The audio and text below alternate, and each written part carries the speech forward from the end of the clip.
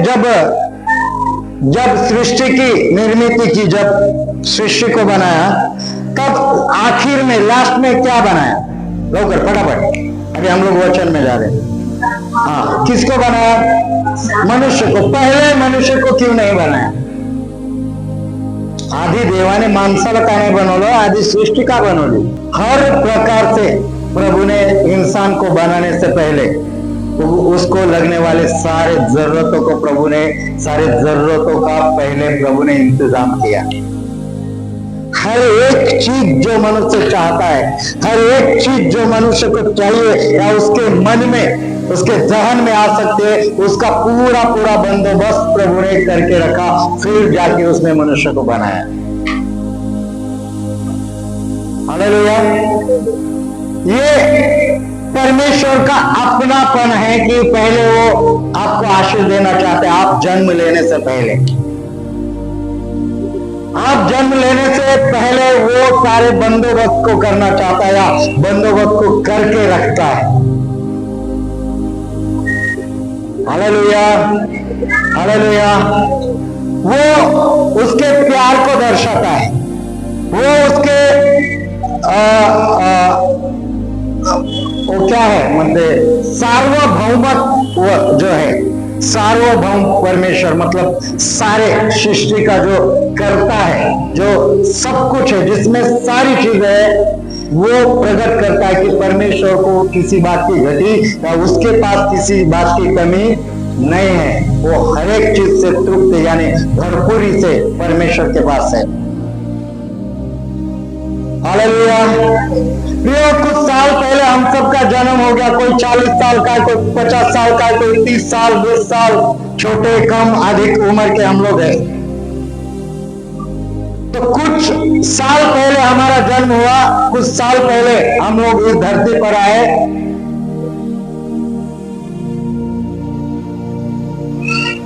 तो प्रभु ने जब आपको और मुझे बनाया या अपने माँ की कोख में रखा, तब से या उससे पहले प्रभु के पास एक योजना, एक प्लानिंग आपके और मेरे लिए था और है। उस योजना के अनुसार परमेश्वर ने आपको और मुझे बनाया।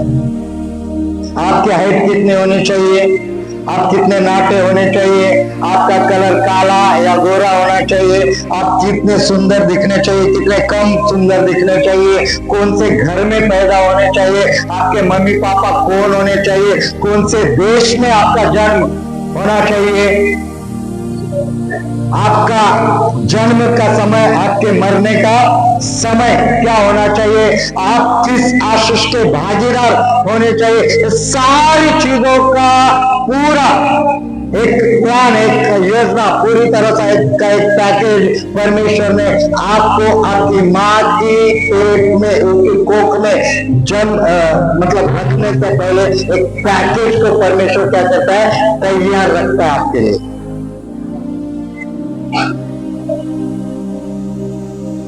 हालेलुया। वो अपने हिसाब से आपके लिए पैकेज तैयार करता है। उसको मालूम है बच्चे को, इस बच्ची को क्या आने वाले दिनों में मैं देने जा रहा हूं, या इसका जन्म मैंने किस लिए इस धरती पर रखा है। उसके हिसाब से एक पैकेज परमेश्वर ने आपके साथ साथ स्पेशली आपके लिए रखा होता है। लेकिन जन्म लेने के बाद जब हम बड़े होते तो पैकेज को हम पूरी तरह से बिगाड़ देते। हम पढ़ेंगे, पहले वचन को पढ़ेंगे, प्रेरितों के काम उसका 17 अध्याय और 26 वचन पढ़ेंगे जल्दी। प्रेषितांची कृत्य 17 अध्याय आणि 26 वचन पटकन वाचा लवकर। त्याने पृथ्वीच्या सबंध पाठीवर राहावे असे केले आहे, आणि त्याचे नेमलेले समय आणि त्याच्या वस्तीच्या सीमा त्याने ठरवले आहे। Hallelujah, hallelujah. मनुष्य के क्या करके रखा परमेश्वर ने, त्याचे नेमलेले समय आणि त्याच्या वस्त्या, मतलब वो कहाँ रहने वाला है। मनुष्य का मतलब तुम कौन से घर में जन्म लेने वाले हो, आप कौन से जगह, आपके कौन से देश में रहने वाले हो, यहाँ तक की सारी सीमाएं परमेश्वर ने क्या करी, लिख के रखी है। उसके नोटबुक में, उसकी डायरी में आपका पूरा डेटा है कि और वो परमेश्वर ने ठहरा रखा है। हालेलुया। देवाने त्याच्या सीमा आखून ठेवलेल्या आहेत, तुम्हाला कुठपर्यंत ठेवायचं, कुठपर्यंत नाही ठेवायचं। और यदि आपका उद्धार हुआ, यदि आपको परमेश्वर का वचन मालूम हुआ, यदि आप किसी के सुसमाचार के द्वारा प्रभु के पास आए हो, अभी आपको परमेश्वर मालूम हुआ, परमेश्वर को आप जानने लगे, परमेश्वर की बातें, परमेश्वर की समझ, उसके वचनों की समझ एक बार आपको आई, तो ये सारा परमेश्वर का जो आशीषों का पैकेज जो है, परमेश्वर के जो नियमों की सीमाएं जो है वो आपके जीवन में लागू हो जाती है। परमेश्वर फिर शुरू कर देता है उसके पैकेजों में से आपको एक एक आशीष को देना।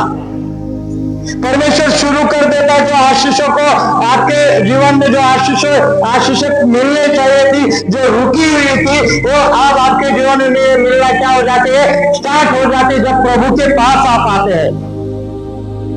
क्योंकि जब आप प्रभु को नहीं जानते थे, आपका परिवार, आपका पिछले लोग, आपकी जो पीढ़ी थी वो भटक गए थे, प्रभु को स्वीकारा नहीं, प्रभु उनको मालूम नहीं। अब आपके द्वारा परमेश्वर उनके खानदान, उनके वंश में प्रभु मालूम हो चुका है या हो रहा है, या फिर आपका आपके घराने में पहला उद्धार हुआ है।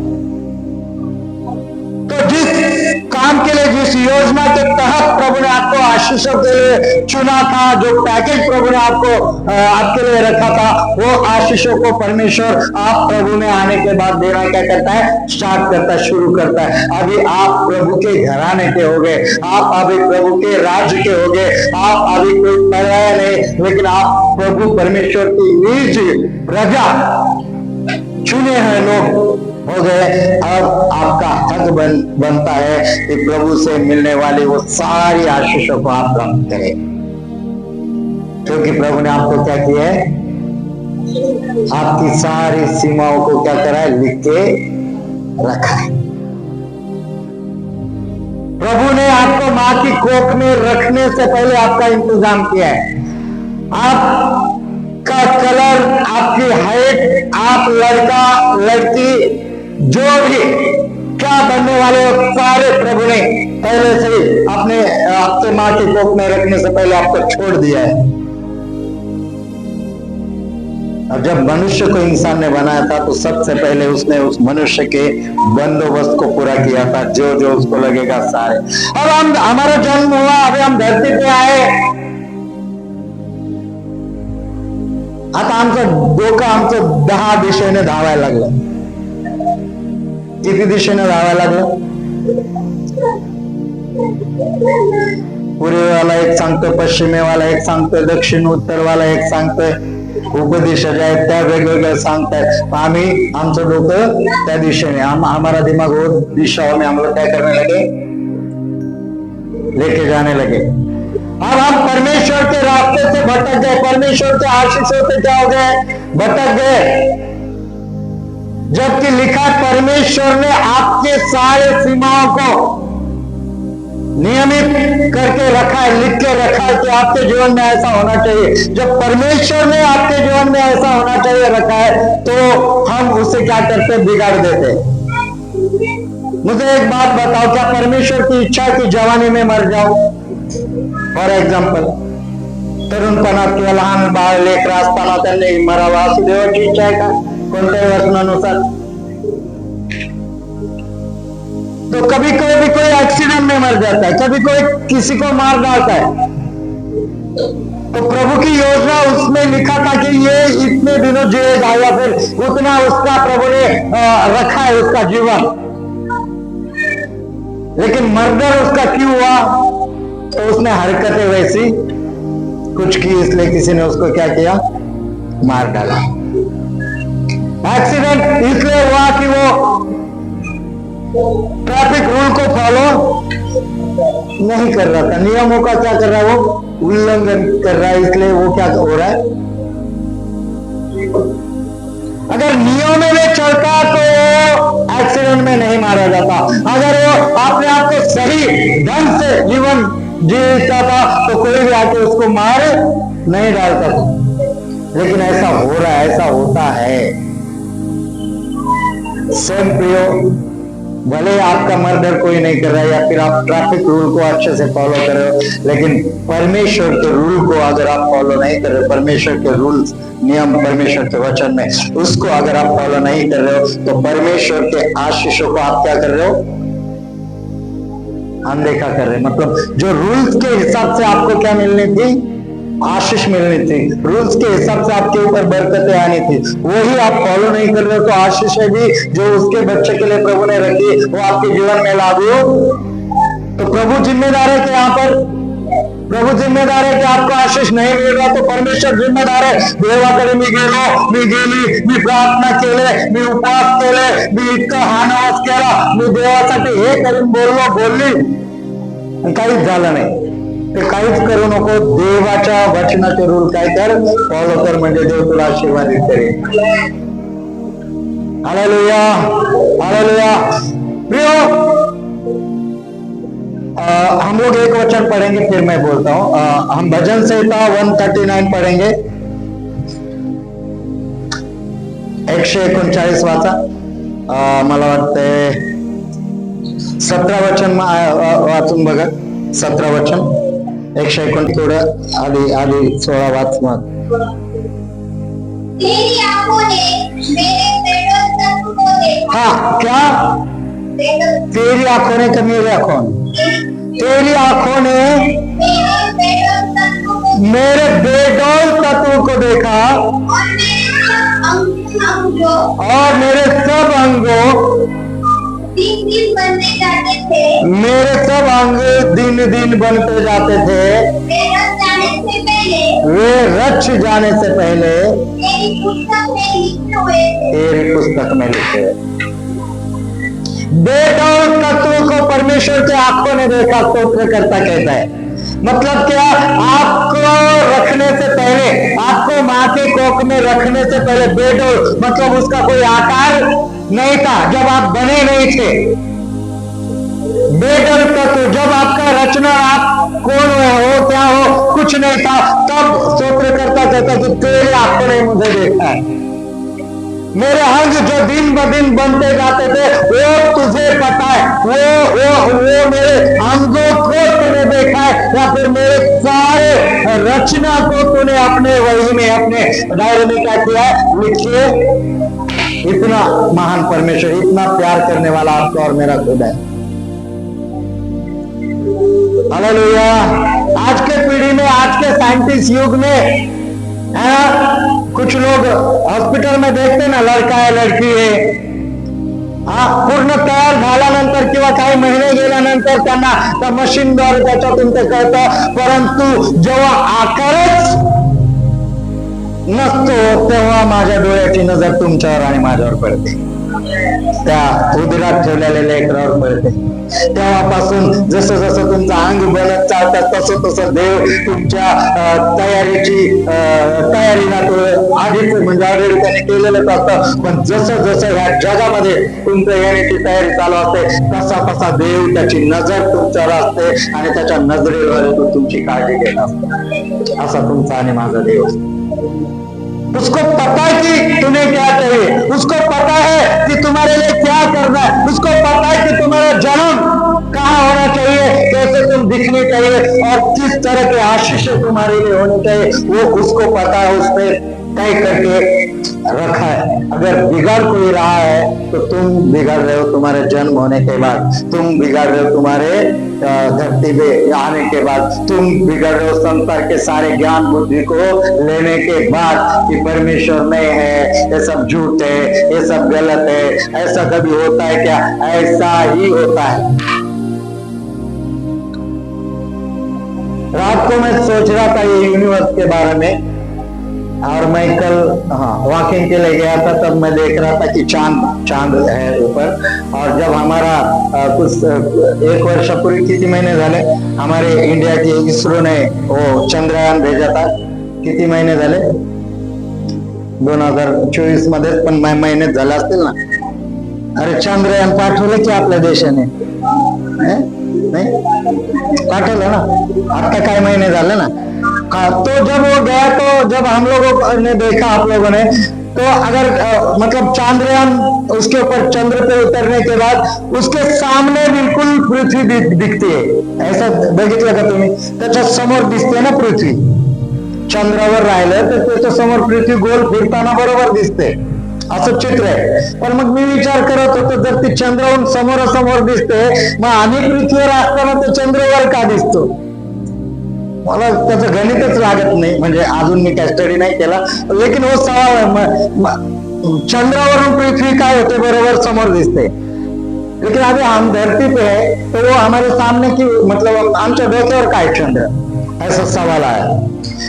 मैं बोला जाओ दे, पढ़ो दे, काय करायचंय, है ना, मतलब है प्रभु ने रचा है वो साइंस का भाग है। लेकिन उसके बाद सोचते सोचते ये भी आया कि ये जो यूनिवर्स है ना, इतने लाखों करोड़ों गैलेक्सी, मिल्की वे और क्या क्या है, बहुत सारे लाखों करोड़ है, और वो इतने बड़े बड़े हैं। आता आमची पृथ्वी पहा किती मोठी, देवाच्या नजरेत तर ते समुद्रातल्या त्या एका पाण्याच्या थेंबासारखी, बट आमच्यासाठी पृथ्वी खूप मोठी आहे। हालेलुया। तो इतने बड़े बड़े तारों को, ग्रह को परमेश्वर ने क्या किया, असं लटकता हुआ छोड़ दिया है ना। आपण लटकलेले का माहित आहे ना, आपण लटकलेले का नाही? लोकांना विमानातून जायला काय काय भीतात, ते म्हणतात ना वर थांबायला रस्ताच नाही, है ना, असं काय काय म्हणतात, कुठं थांबायचं ठरलं तर कसं काय उतरावं, असे काही आहेत, ते तर विमानाला काही आधारच नाही।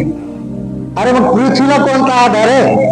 पृथ्वी पण कशी आहे, पृथ्वी पण लटकले, तो ये सारे ग्रह तारे लटके यहाँ वहां, मतलब लाखों करोड़ है, लेकिन इतने सालों से जब प्रभु ने जब उसने बनाया, कोई ग्रह कोई तारा एक दूसरे को क्या नहीं होते, टकराते नहीं, एक दूसरे को नहीं टकराते, वो बराबर जहां है वहां है। जो उनको काम दिया गया वैसे की वैसे वो क्या कर रहे, बराबर अपने नियमों में बराबर वो चल रहे हैं। और उनको लाखों लाखों किलोमीटर के अंतर पे रखा है प्रभु ने, लाखों लाखों किलोमीटर का अंतर है, इतने दूर दूर एक एक तारा रखा प्रभु ने, वो कहीं वे आपस में नहीं टकराते। अगर वो टकरा गए तो पूरा यूनिवर्स का क्या हो जाएगा, नाश हो जाएगा, पूरा बिगड़ जाएगा। Hallelujah, hallelujah. तो परमेश्वर ने जो नियम, उसके लिखे हुए नियम है, उसमें सबको अपना अपना काम दिया है, और सब अपने अपने कामों को सही समय पर और बराबर कर रहे। वो हालांकि निर्जीव लग रहे हैं हमको, निर्जीव है, सारे यूनिवर्स में एक ही अच्छी निर्मिति एक ही है, और वो है इंसान। क्या है? अच्छी क्यों बोल रहा हूं मैं? अच्छी निर्मिति इंसान है, क्यों बोल रहा हूं? हालांकि आपको और मुझे पता है कि बहुत इंसान पूरा इस दुनिया में अभी क्या हो चुका है, बिगड़ चुका है, बिगड़ा नहीं बिगड़ा, हालांकि बिगड़ चुका है, लेकिन फिर भी सबसे प्यारी, सबसे सुंदर और सबसे अच्छी निर्मिति अगर कुछ है, क्या है? मनुष्य। अभी क्यों अच्छी है? क्योंकि वो परमेश्वर ने अपने स्वरूप में बनाया। हमारा परमेश्वर अच्छा है बुरा है? तो उसके निर्मित, उसके स्वरूप में बनाई हुई निर्मिति बुरी होगी, अच्छी होगी? अच्छा। हालांकि हम अच्छे हैं या बुरे हैं वो हमें पता है, लेकिन बहुत करोड़ों करोड़ों की भीड़ जब नई पृथ्वी और जब नया आकाश बनेगा, प्रभु के साथ उस नई पृथ्वी नए आकाश में राज करने वाले हैं। तो भीड़ में से हम भी तो है या नहीं है? कितने लोगों का विश्वास है हम है? हम होंगे कामयाब, हम होंगे एक दिन।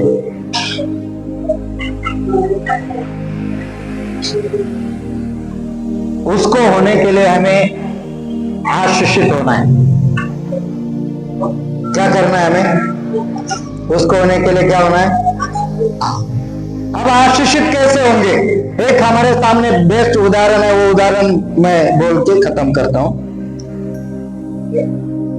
सबसे बेस्ट उदाहरण बाइबल में से अगर कोई है तो वो है अब्राहम का। किसका? वो आशीषित हो गया। क्या हो गया वो? ये जो भजन संहिता का वचन हमने पढ़ा कि उसकी आंखें, हमारा शरीर, हमारे अंग दिन ब दिन जैसे बनते, प्रभु की आंखें उसके ऊपर है, मतलब वो देखता है। वही आंखें अब्राहम के ऊपर भी थी या नहीं थी? जैसा परमेश्वर ने आपके लिए और मेरे लिए एक पैकेज, आशीषों का पैकेज बोलेंगे, वो रखा या तैयार किया। अब्राहम के लिए भी रखा था या नहीं रखा था? रखा था नहीं रखा था? रखा था। लेकिन अब्राहम जो है वो अपने पैकेज पे और अपने समर्पण पे खड़ा उतरा।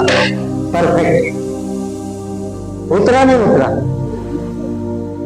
वो तब आशीषित हुआ। आज भी हम उसका नाम ले रहे हैं। अब तक वो अब्राहम के आशीष बनाए आता करे। परमेश्वर ने अब्राहम को बोला की काय कर, तू घरातून निघाली, मी सांगतो तिकडे जा म्हणे। ठराविक इथं जा असं नाही, मी सांगतो तिकडे काय कर, कुठं जायचंय माहिती, काय करायचंय माहिती, फक्त तू काय तुझी पॅकिंग, काय प्रश्न केला नाही। तो म्हटलं थांब उद्या जातो, आज कंटाळा आलाय। हा पुढच्या रविवारी निर्णय घेतो, आम्ही थोडं बायकोला विचारतो, आम्ही चिम्याला विचारतो, गोम्याला थोडं, असं त्याने कधीच केलं नाही। जिकडे देव बाप त्याला मार्गदर्शन करत राहिला, देव त्याच्याशी बोलत राहिला, जसा सांगत गेला तसा तो गेला। आणि आजही अब्राहम आमच्या प्रत्येकासाठी आशीर्वादित आहे, आशीर्वादाचं कारण आहे। त्याचा पुतण्या लोट, तोही त्याच्या सोबत होता, त्यालाही देव ठाऊक होता, देव त्यांच्या सोबतही होता। पण जेव्हा अब्राहम आणि त्याच्या पुतण्याला वेगळं व्हायचं होतं, वेगळं जायचं होतं, तो अब्राहम म्हटलं की जर तू पूर्वेला जाणार असेल तर मी पश्चिमेला जातो, जर तू पश्चिमेला जाणार असेल तर मी पूर्वेला जातो। अगोदर तू ठरव की तुला कुठे जायचं, आधी तू ठरव। असं नको म्हणायला की चुलत्याने काय केलं, चांगल्या ठिकाणी चुलता गेला पुतण्याला नको त्या ठिकाणी पाठवलं, तर पुतण्याच्या हाती त्या अब्रामाने काय केला, निर्णय घ्यायला दिला की तू ठरव तुला कुठे जायचंय। पुतण्याने चांगली नजर टाकली इकडं तिकडं, त्याला सदोम आणि गमोराकडलं शहर दिसलं, तिकडची वस्ती त्याला दिसली, त्याला ते नदी किनारा त्याला दिसला, खूप सुंदर होता, खूप हिरवळ होती आणि तिथले लोक सुखाने राहत होत, असं त्याने पाहिलं। आणि आपल्या चुलत्याला अब्रामाला काय म्हटलं, मला कुठे जायचंय, त्या तिकडे जायचं।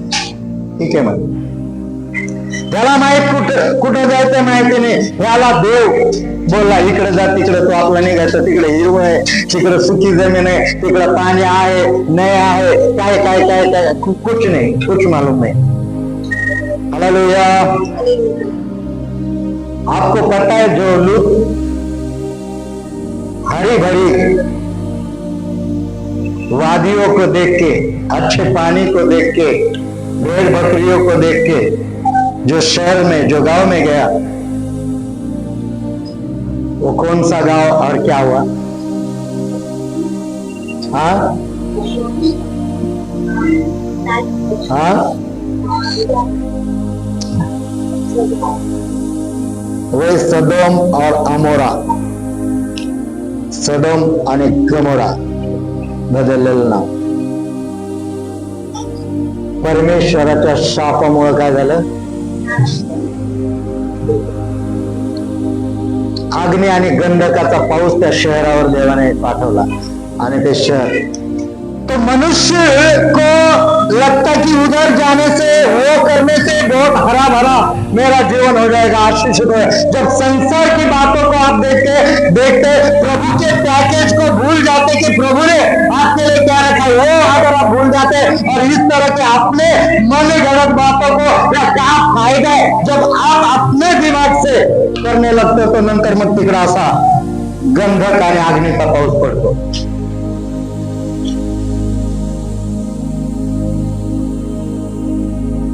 अब्रामाने असं काही पाहिलं नाही, परंतु तो आजपर्यंत आशीर्वादित आहे. लोटाने ते पाहिलं, परंतु ते सगळे काय झाले? नाश झाले. तो प्रभु के आपके सुबह से लेकर उठने से लेकर सोने तक, और जब आप सोते हैं, जब आप रचे नहीं गए थे, यानी जब आप बेडौल थे, जब आपका कोई आकार नहीं था, जब आपके मम्मी पापा को भी नहीं पता कि पेट में जो बच्चा है वो लड़का है लड़की है, कैसा दिखेगा, जब आपके मम्मी पापा को भी जब पता नहीं था, तब परमेश्वर को पता था कि आप कौन है. हालेलुया. तो जब आप सोने से लेकर उठने तक, उठने से लेकर सोने तक, और जब आप सोते, हमारे हर एक हरकतों पे हमारे परमेश्वर की नजर होती है. जब हमारे हरकतों पे परमेश्वर की नजर होती है, तो हमारे रोज के प्लॅनिंग पे भी परमेश्वर की नजर. तर जेव्हा तुम्ही काही करायचं ठरवता तेव्हा कसं करता, काय करता आधी? कोणाला विचारू म्हणता आधी? कोणाला विचारू म्हणता आधी? बोला, पटकन बोला, अभी खत्म कर रहा हूं. कोणाला विचारू म्हणता आधी?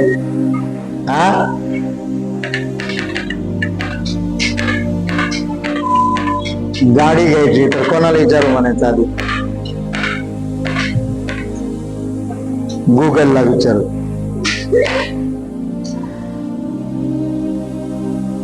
आता गुगल किंवा मग रील्स पाहिला का ती गाडी दिसली का तशीच. घर घ्यायचंय, जागा घ्यायचे, बंगलो घ्यायचाय, मग ते पण कोण चांगला बिल्डर आहे, कोण चांगला, कोणतं माझ्या वैचिन्याने आमक्याने तिथं घर घेतलंय, त्याने लय भारी घेतलंय, त्यालाच विचारू.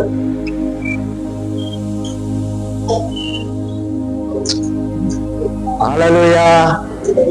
ज्याने पॅकेज ठेवलंय त्याला कधी विचारू वाटत? त्याला माहिती तुला तिथं घर घेणं योग्य आहे की? त्याला माहिती तुझ्यासाठी ती गाडी योग्य आहे की?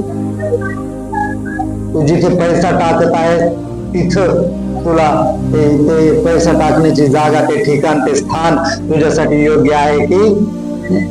परंतु आम्ही ज्याने पॅकेज आमच्यासाठी आशीर्वादाचं बनवलंय, आम्ही त्याच्याकडे कधी सांगितलंच नाही, त्याचा विचारच नाही केला, बोललोच नाही. आणि मग काय झालं नंतर? मग नुकसान झालं. Hallelujah, hallelujah. ज्याची नजर आईच्या उदरात ठेवण्या आधीपासून तुमच्यावर आहे, तुम्ही त्याच्या नजरेत राहावं असं मला वाटतं. समज में आ रहा है? बेडोल असताना तुमचे अंग अवयव तयार नसताना जेव्हा देव ज्याचे डोळे तुमच्यावर वाच करत होते, त्या देवाला तुम्हाला पाहू द्या. ज्याने मनुष्य बनवण्याआधी त्या माणसाला लागणाऱ्या सगळ्या गोष्टीची तयारी करून ठेवली, बंदोबस्त ज्याने आधीच करून ठेवला. आता तुम्हाला काय पाहिजे हे देखील त्याला माहिती आहे, तर आधी त्याला विचारा, त्याच्या हाती तुमचं जीवन द्या, त्याला सोपवा की देवा तू जर त्याने तुम्हाला बनवलंय तर त्याने तुमच्या गरजा, तुमच्या लागणाऱ्या गोष्टी देखील आधी तयार ठेवल्यात. आता त्या तुम्हाला घेता येत नाही, तो प्रॉब्लेम कोणाचा आहे? समझ में आ रहा है? घेता येत नाही तो प्रॉब्लेम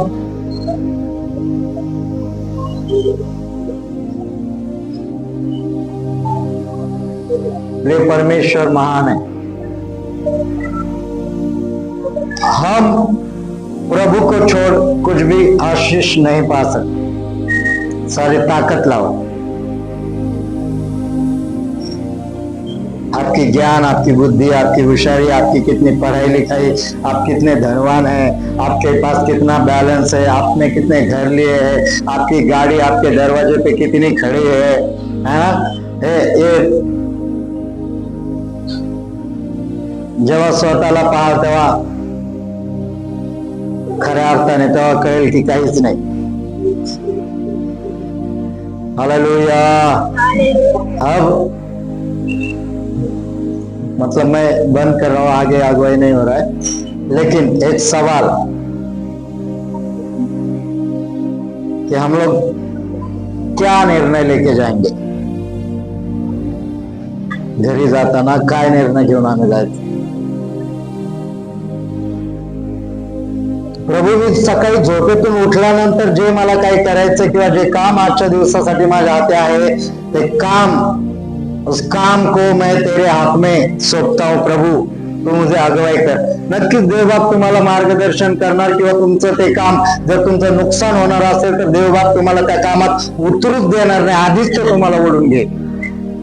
मग दुःखी नाही व्हायचं की देवाने का थांबवलं. अरे मूर्खा, तुझं नुकसान होणार होतं म्हणून देवाने काय केलंय?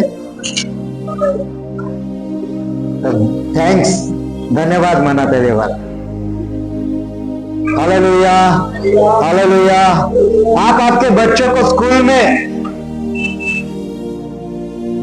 लेके जा रहे हो, आप आपके बच्चों को काम के लिए भेज रहे हो, आप आपके बच्चों के लिए कुछ प्लानिंग कर रहे हो, आप अपने बच्चों के लिए कुछ योजना बना रहे हो, तो उसको प्रभु के हाथ में रखो. पहला प्रभु के हाथ में दो और फिर अपने बच्चों को आशीषित करो, है ना? बहुत बड़े क्लासेस में, बहुत बड़े नामचीन जगह पे, बहुत बड़े और क्या क्या होता है, वहां रखने से कुछ भी नहीं होता, है ना? एक उदाहरण मैंने सुना, वो आपको सुना के खत्म करता हूं.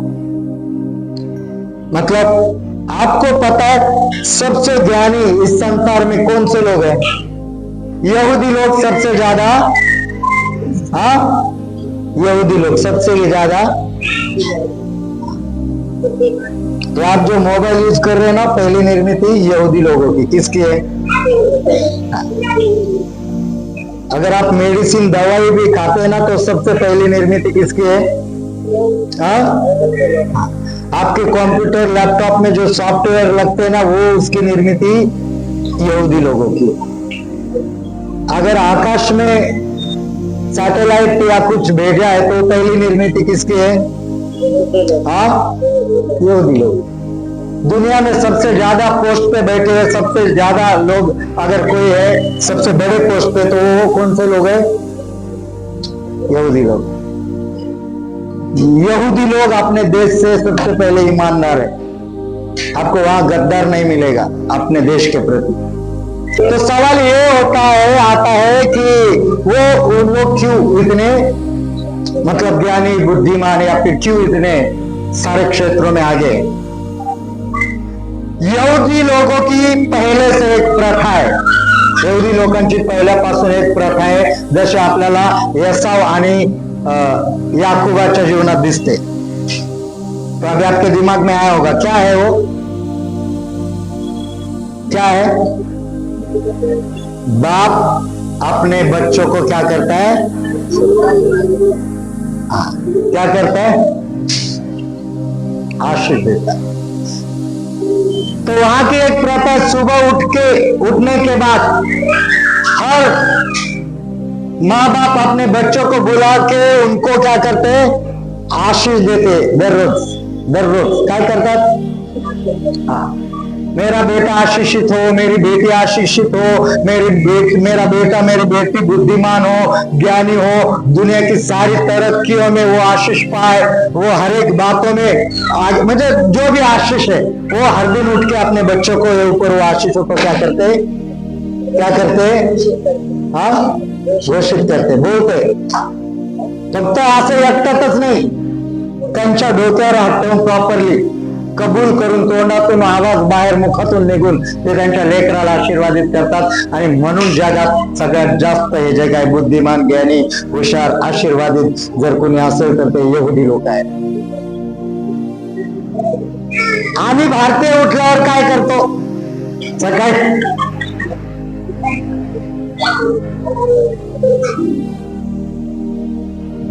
हे लय आळशी हे झोपीतच आज लेकरू,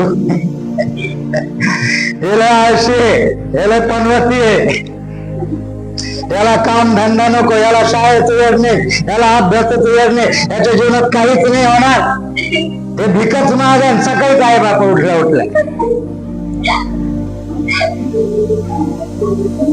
20-25 वर्षांनी आम्ही पाहतो जे आई बापू त्याला लहानपणी बघतात ते तसंच झालंय. ते कुठेतरी झाडाखालीच बसते, घरात आता नाव ठेवायला लागलं ना मोठं झालंय, लाज वाटते ना. मग काय करून निघाता घरी डबा बिबा पॅक करतात काय काय लेकर बघितले आपले, डबा बिबा क्या करेंगे आणि झाडाखाली जाऊन बसते संध्याकाळी 5-6 वाजता. घरी यायचं कामावून आल्यानंतर महिन्याचा पगार आला का पगारच नाही झाला. Hallelujah hallelujah. मठ्ठच है, पागलच है, इसके जीवन में कुछ नहीं कर सकता. वाटोळं होणार आहे याच्या जीवनात काहीच नाही होणार. आपण पाहतो 25-30 वर्षाने खरोखर त्या लेकराचं वाटोळं झालेलं असतं.